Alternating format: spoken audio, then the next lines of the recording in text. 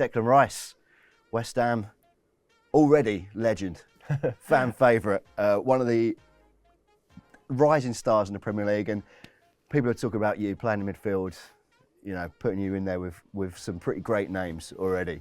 So we're going to use your knowledge, your expertise, to talk about the top 5 Premier League midfielders. Do you know what? There's so many. There might be some controversy here. Mateo Kovacic. All right then. Why do you think? Because he's one of the ones who kind of, I think at the beginning people didn't realise how good he was, and then the last couple of years he's coming into his own.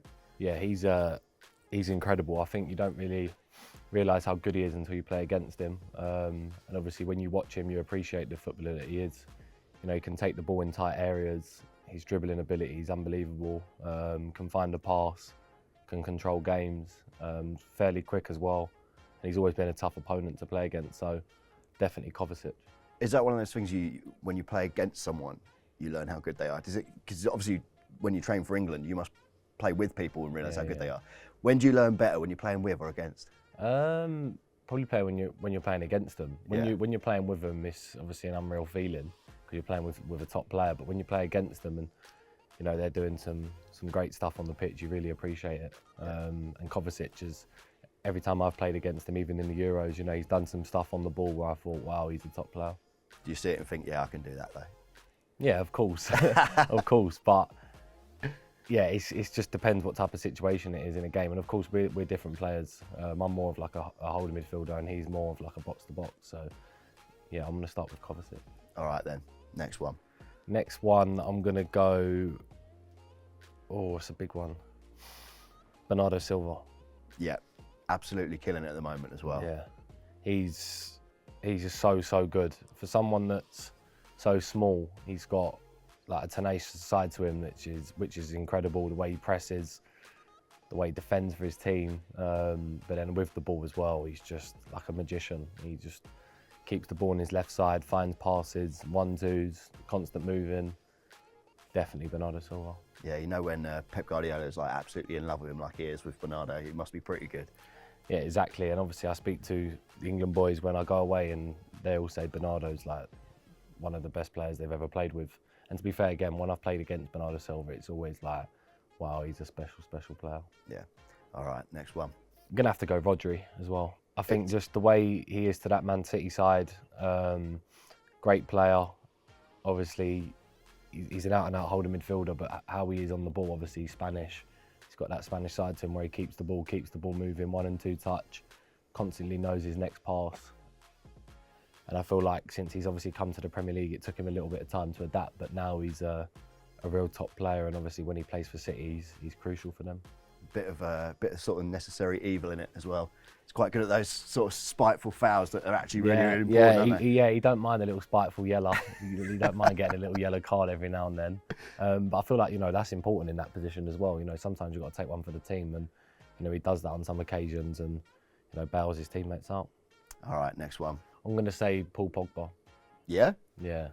Again, it's another one. Like he gets criticised, and people criticise him, and obviously say what they think of him. But he is honestly like top 3 players I've ever played against. Yeah. Like I can't. He's just so strong, so good on the ball.